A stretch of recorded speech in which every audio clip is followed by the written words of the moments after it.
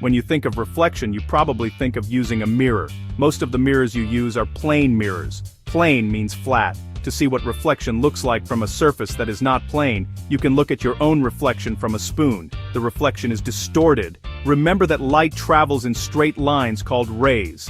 When drawing light rays, always use a ruler and put an arrowhead on the ray to show its direction. A light ray arriving at a mirror is called an incident ray. An incident ray is the ray coming onto a surface. The incident ray makes an angle with the surface of the mirror.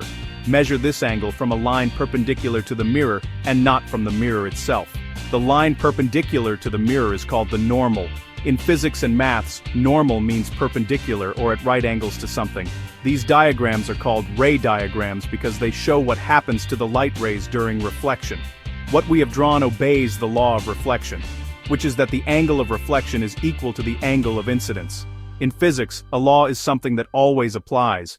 We can use the law of reflection in everyday situations. For example, mirrors can be used to see behind us. The driver of the car can see the cyclist by using this mirror.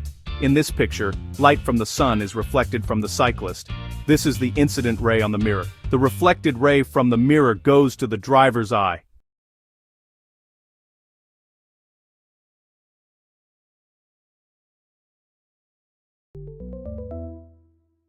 What is a ray diagram?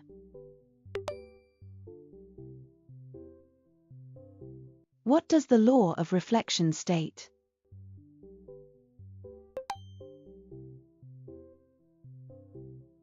What is an incident ray?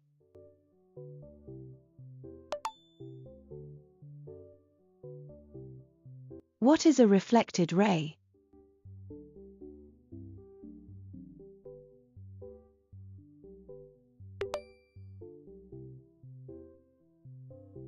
How do mirrors help drivers?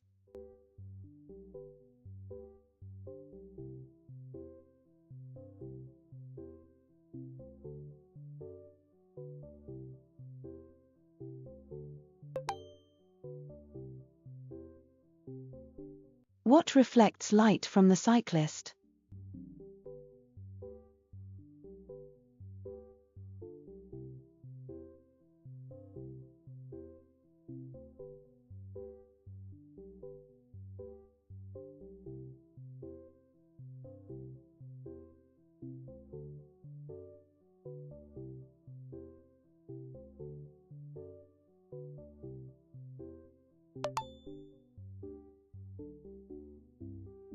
Where does the reflected ray go?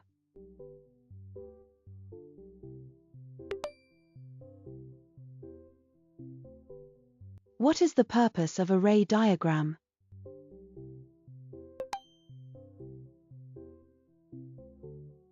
What always applies in physics?